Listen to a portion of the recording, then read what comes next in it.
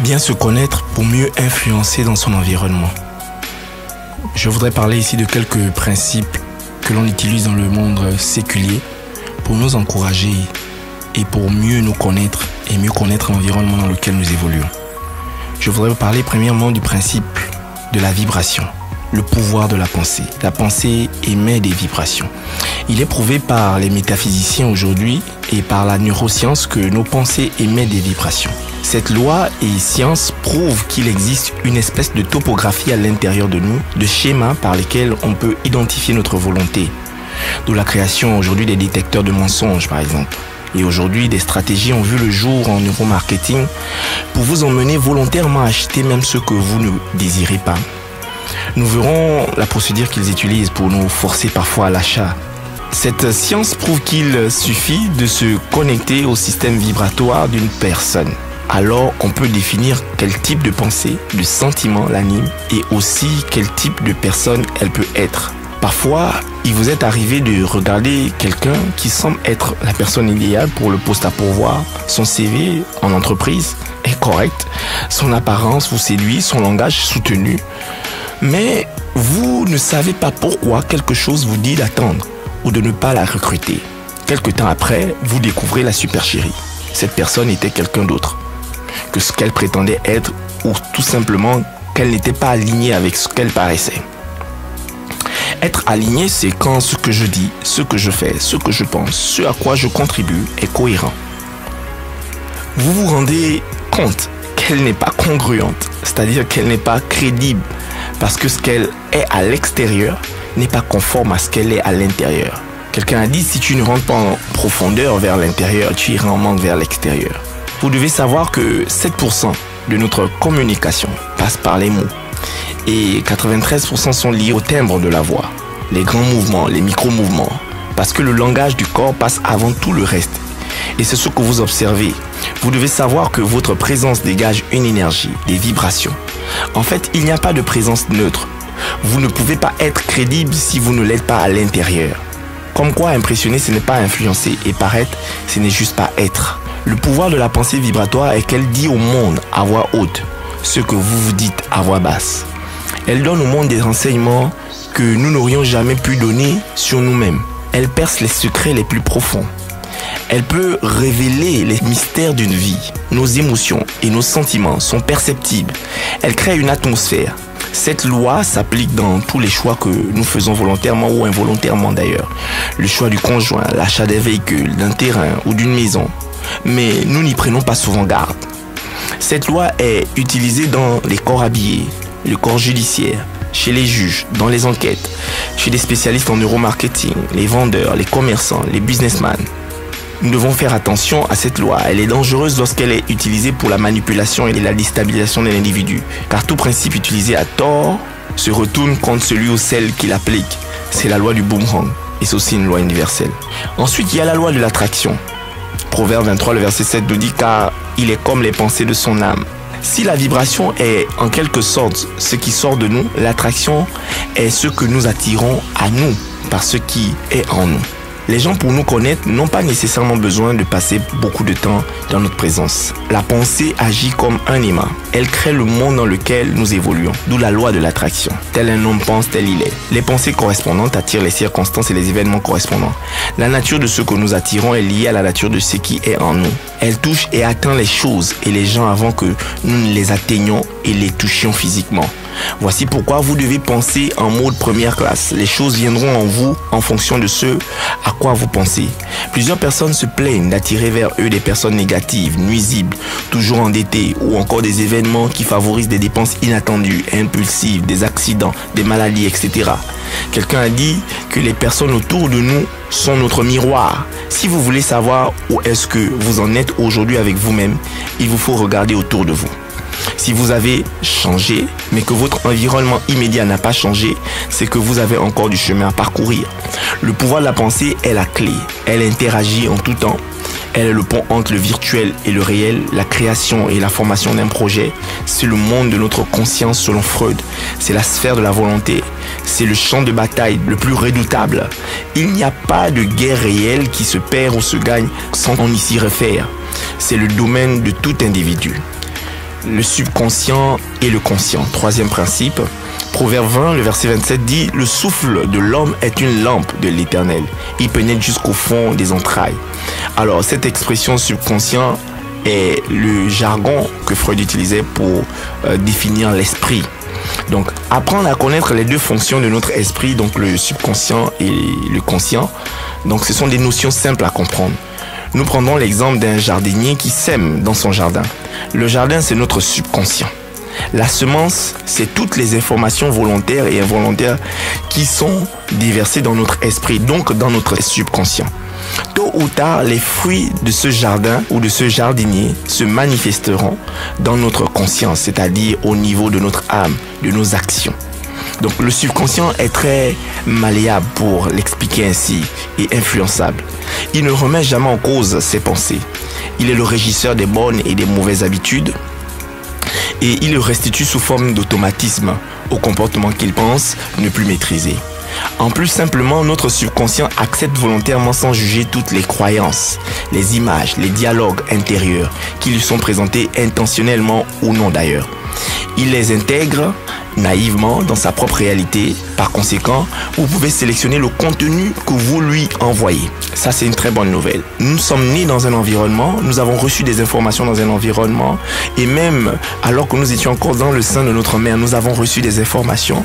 Mais nous pouvons, gloire soit rendue à Dieu, modifier ces informations qui sont logées et domiciliées dans notre subconscient par le moyen de la foi. La Bible dit que la foi vient de ce que l'on entend et ce que l'on entend vient de la parole de Dieu. La parole de Dieu peut, comme le dit le Romains 12, à partir du verset 1er à 3, que nous pouvons être renouvelés, nous pouvons modifier les pensées qui ont été inscrites comme des scripts en nous. Nous pouvons accepter, nous pouvons faire un travail à l'intérieur de nous afin d'avoir d'autres actions, d'autres réactions, d'autres comportements, d'autres attitudes. Donc, vous pouvez lui envoyer des messages qui provoquent des réactions automatiques. Et il y a des étapes à suivre pour que vos idées soient acceptées ou que vos produits, par exemple, soient vendus dans le domaine du commerce, dans le domaine des affaires. Votre subconscient a tellement d'informations qui lui viennent qu'il prend des décisions rapides. Il n'a pas le temps d'analyser chaque élément qui lui est envoyé. Et c'est comme ça.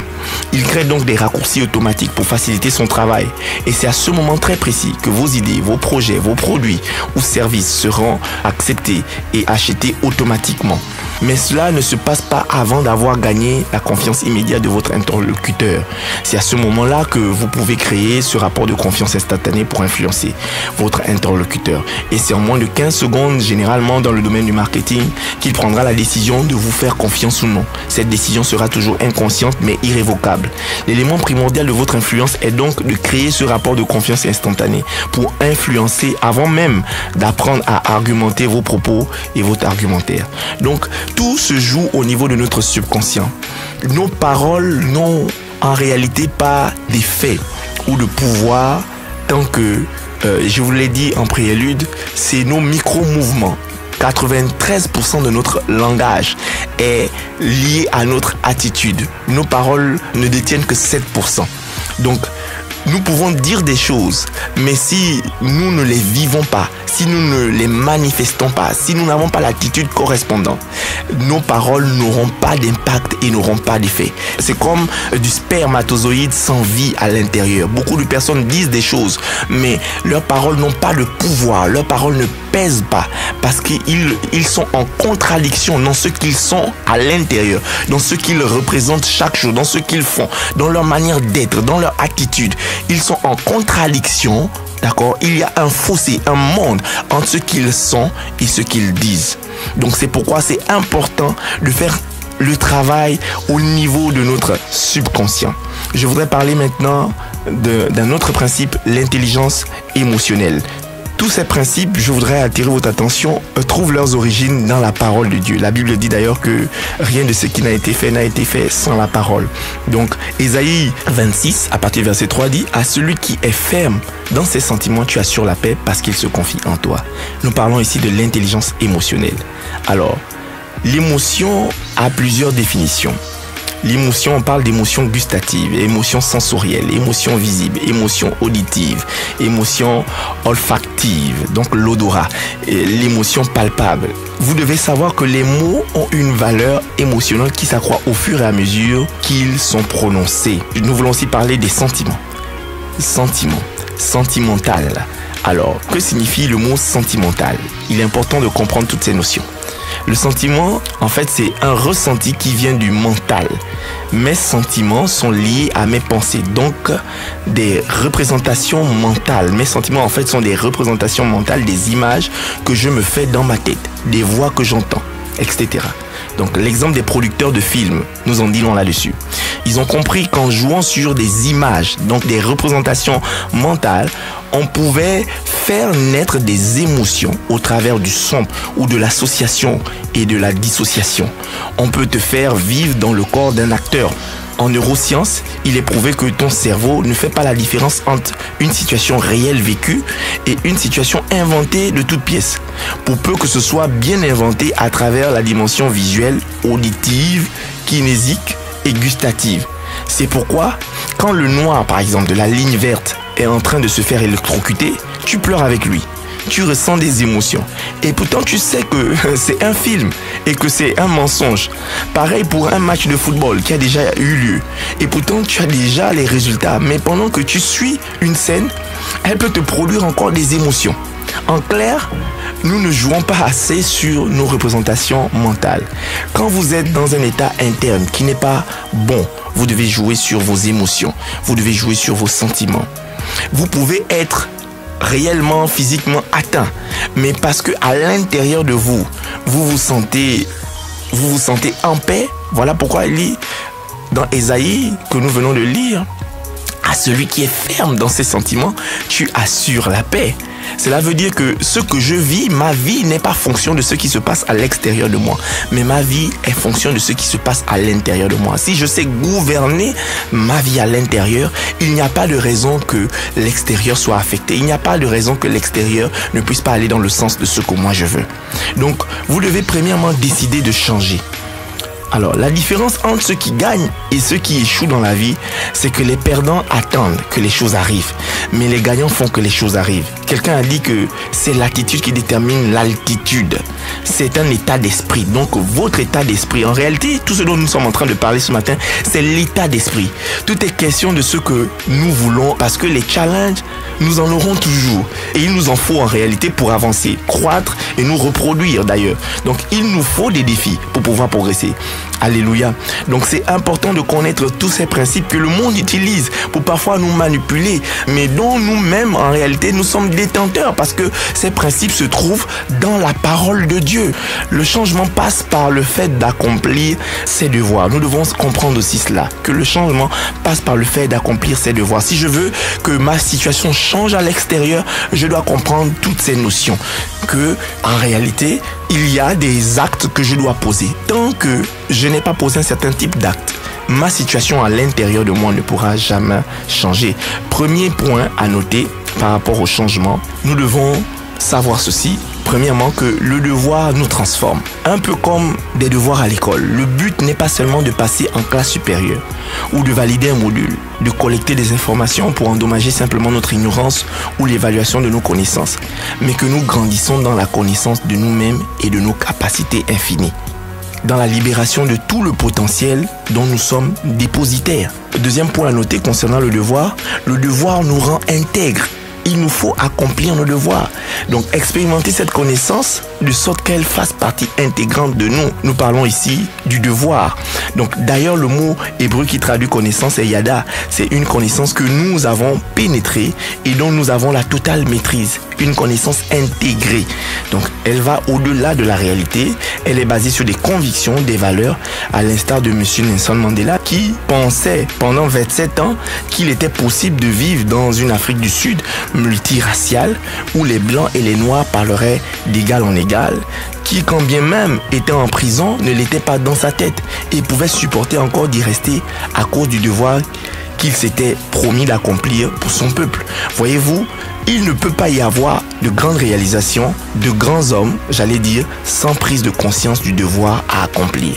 Troisième point à noter, le devoir fait de nous des guides. Le devoir nous permet d'amener les gens autour de nous où ils ne sont jamais allés parce que nous en connaissons la voie ou le chemin. C'est le principe que les grands explorateurs ont utilisé, Christophe Colomb, Galilée. Quelqu'un a posé un jour la question à Monsieur Ford, par exemple, en rigolant, disant « Mais où conduiras-tu cet engin à 4 roues, la motomobile, puisqu'il n'y a pas de voie ?» Il a répondu en disant qu'on créera des voies où il n'y en a pas. Et aujourd'hui, partout dans le monde, non seulement il y a des voies, et presque tout le monde aujourd'hui a une voiture. Donc, quatrième point à noter concernant le devoir nous enseigne à avoir du plaisir dans l'effort. La complexité de la tâche nous procure un plaisir. Lorsque nous en venons au bout de nos efforts, lorsque la réponse est là, il y a une satisfaction qui nous anime. Henry Ford a emmené ses collaborateurs à rechercher pendant près de 2 ans le fonctionnement du moteur. Alors qu'ils lui disaient tous que c'était impossible, lui, il disait que c'était possible. Cinquième point à noter, nous allons bientôt conclure, le devoir favorise la préparation. L'ampleur du devoir augmente le niveau de préparation et révèle le niveau dans lequel nous nous situons. Quelqu'un m'a dit un jour que lorsque la préparation rencontre l'opportunité, c'est naturellement le succès qui s'ensuit. Sixième point à noter, le devoir favorise l'auto-évaluation. L'ampleur du devoir révèle nos faiblesses et carences dans les domaines qu'il nous faut améliorer. Septième point à noter, les petits exercices favorisent les grands devoirs. Le devoir favorise l'exercice et l'apprentissage. Lorsque les cultivateurs, par exemple, utilisent des bœufs pour labourer les champs, ils se servent d'un grand et d'un petit bœuf. Sur le grand bœuf, ils y mettent un grand joug et sur le petit, un joug plus léger. Ils les relient par une barre transversale qui leur permettent de faire le même travail. Ceci nous enseigne simplement l'exercice par le devoir en même temps que le petit apprenait du grand. Il s'y exerçait en faisant le même devoir que le grand avec un joug de son niveau. Le huitième point, et je vais terminer avec cela, le devoir nous enseigne à rendre des comptes. Conseil pratique pour l'action. Donc premièrement, nous l'avons dit, nous devons jouer sur notre dimension physique, c'est-à-dire qu'il faut changer tout de suite d'émotion. Lorsque nous sommes atteints, lorsque nous avons été affectés, d'accord ? Il nous faut tout de suite changer d'émotion. Nous ne devons pas nous laisser influencer à l'intérieur de nous. Si à l'intérieur nous sommes forts, nous le serons aussi à l'extérieur. Je vous prendrai un exemple. Vous vous levez généralement le matin toujours en retard. Lorsque vous dormez tôt le soir, ça vous énerve d'être toujours en retard dans tous les rendez-vous, quand bien même vous vous y prenez tôt. Avoir un réveil et le régler à l'heure, par exemple, est indiqué. Donc, ensuite, vous devez passer à l'action. Lorsque le réveil a sonné, vous devez vous lever. Une action à laquelle vous n'êtes pas habitué paraît toujours bizarre, c'est normal.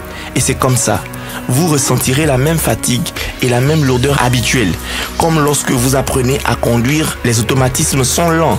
Mais vous devez retenir que tout changement d'habitude passe par une zone d'inconfort. Donc ensuite, vous devez être indulgent envers vous-même. La reprogrammation passe toujours par un réapprentissage. Donc, vous ne pouvez pas faire un marathon, par exemple, de 10 000 km à pied sans commencer par 1 km. Au lieu de vous dire que vous allez vous réveiller à 4 heures du matin pour être plus tôt au travail, commencez par dormir tôt le soir à 21 heures, par exemple.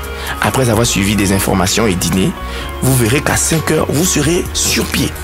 Adressez-vous à votre subconscient. Nous l'avons vu, que le subconscient réagit de manière automatique par rapport aux informations volontaires et involontaires que nous lui transmettons, auxquelles il est exposé. Donc, adressez-vous à votre subconscient avant de dormir. Exemple, vous vous dites à vous-même, j'ai un sommeil réparateur, doux, agréable, je me réveillerai à 5 heures du matin, en pleine forme. Vous le dites pendant 1 à 2 mois, jusqu'à ce que de manière naturelle, vous voyez le changement. Et ensuite, jouez sur vos représentations mentales immédiatement et vous verrez que ça change tout. Ceci est intéressant parce qu'il y a un fort lien entre nos représentations mentales et nos croyances. Et dans le développement personnel, on dit que c'est la croyance qui conditionne l'expérience. Donc il n'y a pas d'émotion négative en soi. L'émotion est un indicateur. Le principe de l'émotion, c'est de te mettre en mouvement vers l'extérieur. D'accord? L'émotion te met en mouvement vers l'extérieur. Donc l'émotion est là simplement pour t'indiquer le type de comportement qui a changé dans ta vie. Si par exemple tu t'énerves tous les jours, il y a des situations qui sont embarrassantes pour toi. C'est là un indicateur que tu dois améliorer ou tu dois te comporter différemment. C'est-à-dire que si tu t'énerves, tu dois apprendre à mieux te maîtriser. Si tu es trop large, tu dois apprendre à être un peu plus discipliné. Si tu dors trop, tu dois apprendre à moins dormir. Donc c'est un peu tous ces principes que j'ai voulu partager avec vous et qui, je crois, en matière de leadership et de gestion de ressources humaines, vous aidera à mieux vous gérer vous-même et mieux vous connaître. Que Dieu vous bénisse. J'ose espérer que vous avez appris quelque chose aujourd'hui. Rendez-vous tous au sommet. Amen.